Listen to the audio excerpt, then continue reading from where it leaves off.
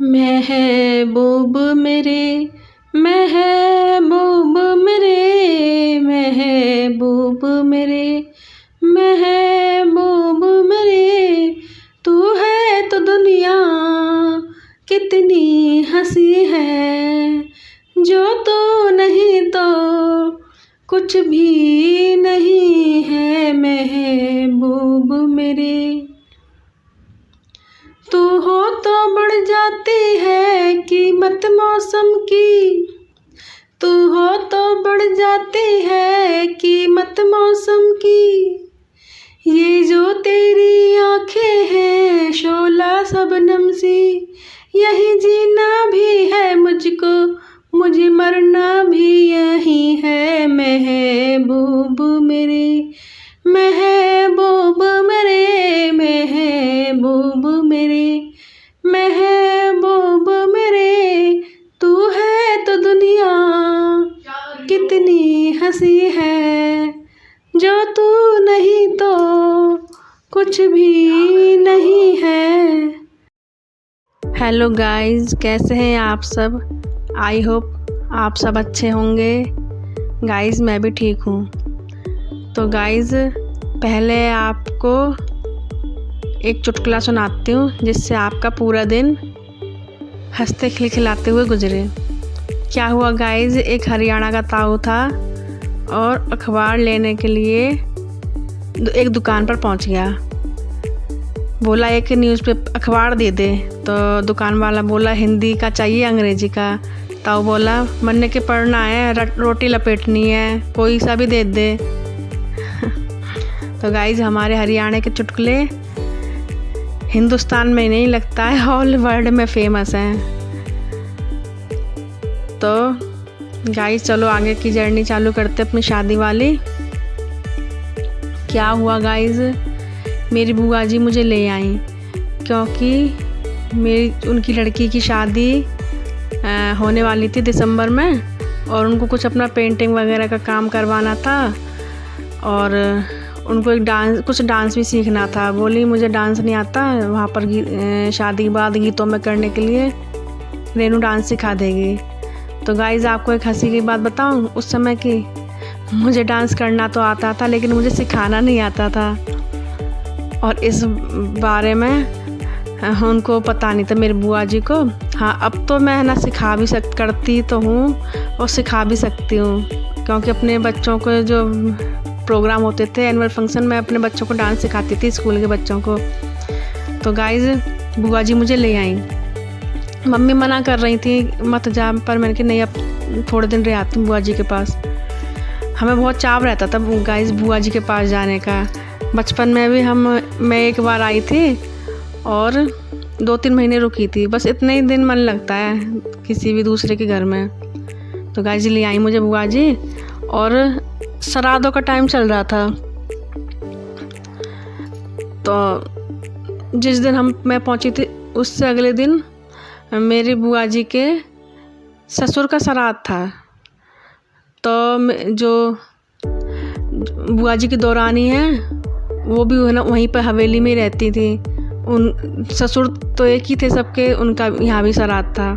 तो गाइज हो गया ठीक। फिर है ना मतलब गाइज शादी से पहले मैं यहाँ पर गांव में काफ़ी घूमी हूँ सलवार सूट में, और अब मैं घूंघट में रहती हूँ। तो गाइज सब कहते भी हैं कि पहले कैसे रहती थी, और अब किसी ने भी मेरा मुंह नहीं देख रखा गाइज गांव में, क्योंकि बिना घूंघट के मैंने आपको बताया है कि मैं बाहर निकलती नहीं हूँ, और शादी से पहले मैं सलवार सूट में पूरे गांव में घूमी थी। तो गाइज चलो फिर 2-3 दिन बाद, हाँ सोमवार का दिन था गाइज, तो ये लोग बात कर रहे थे मेरे बारे में कि वो लड़का है एक पड़ोस में, इनका नाम लेकर चन्नू, वो ठीक रहेगा रेनू के लिए।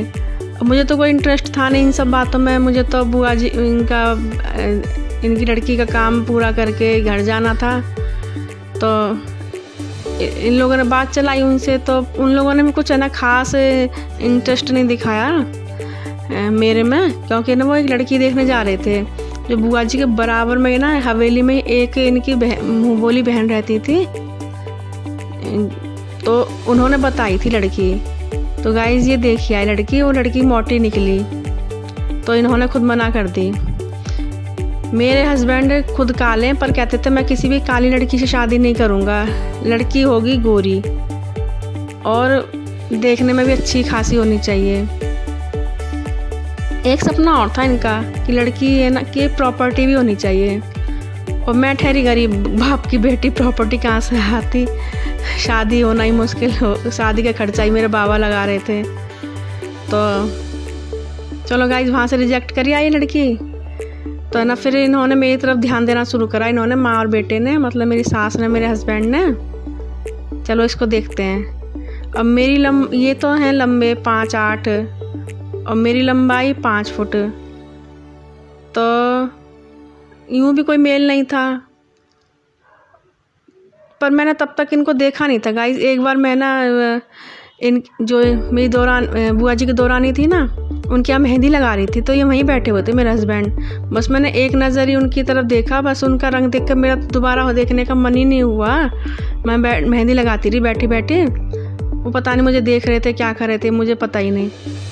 फिर ठीक गाइज, फिर हाँ मुझे इतना ध्यान है कि 2-4 दिन बाद ही सोमवार के दिन मैं मार्केट से आ रही थी और है ना अपने गेट में घुसने वाली थी, और ये मेरे जो हस्बैंड हैं बराबर में दूसरा गेट था इनकी मुँह बोली बहन का, वहाँ से निकल रहे थे गाइज। तो हम दोनों का सामना पहली बार तब हुआ, मैंने इनको देखा और ये बड़ी अजीब नज़रों से मुझे देख रहे थे। क्या बताऊँ गाइज, मुझे कैसे लगे ये जैसे कोई गुंडा देख रहा हो। मैंने मन में सोच लिया इस इंसान से तो मैं कभी शादी नहीं करूँगी। देखता हुए किस तरह से है, शर्म नाम की तो चीज़ ही नहीं है। फिर कोई नहीं गाइज, मैं ना फिर अंदर गेट बंद था, इतने ये खड़ा ही रहे वहाँ पर गेट पर अपने। फिर मैंने गेट खुलवा कर अंदर आ गई। फिर कुछ दिन बाद 2-4 दिन बाद मेरे फूफा जी ने मुझे बिठाया पास में, बोले रेनू देख ये लड़का है इस तरह से, और तू उससे शादी कर ले, अकेला लड़का है, नौकरी भी लग जाएगी, पुलिस की तैयारी कर रहा है, ज़मीन भी अच्छी है, किले हैं। तो गाइज मैं इनको देख तो चुकी थी, तो जो मेरी इमेजन थी जैसा लड़का मैं चाहती थी उसमें ये कहीं भी फिट नहीं बैठ रहे थे। मैं रो रही थी, मैं कह रही थी नहीं फूफा जी मैं शादी नहीं करूँगी इनसे, इस इंसान से मैं शादी नहीं करूँगी। और मैं बहुत रो रही थी और मेरे फूफा जी मुझे समझा रहे थे, मुझे समझ में नहीं आ रहा था मैं इतना क्यों रो रही हूँ। और वहीं पर जो दीदी जिनका मैं काम करने के लिए आई थी ना, वो हंस रही थी, वहीं पर आसपास घूम रही थी और हंस रही मुस्कुरा रही थी, और मैं रोए जा रही थी। नहीं फूफा जी मैं इनसे शादी इनसे तो नहीं, मैं उस समय इनको तूतड़ा करी कि मैं इस इंसान से शादी नहीं करूँगी। गाइस फूफा जी आपने कैसा मेरे लिए लड़का देखा है, कुछ तो सोचो।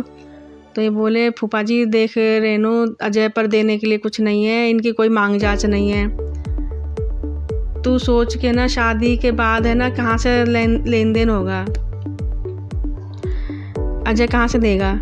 मैंने कहा हाँ फूफा जी तो सही कह रहे हो, पर मैं नहीं करूँगी शादी। उस समय मैंने मना कर दिया गाइस फूफा जी को अपने, मैं इस इंसान से शादी नहीं करने वाली बिल्कुल भी। तो गाइस मैंने रिजेक्ट कर दिया इनको। अब आप सोच रहे होंगे रिजेक्ट कर दिया तो फिर शादी, वो गाइस कल बताऊंगी। आज के लिए इतना ही। आप चैनल सब्सक्राइब कर लीजिए मेरा,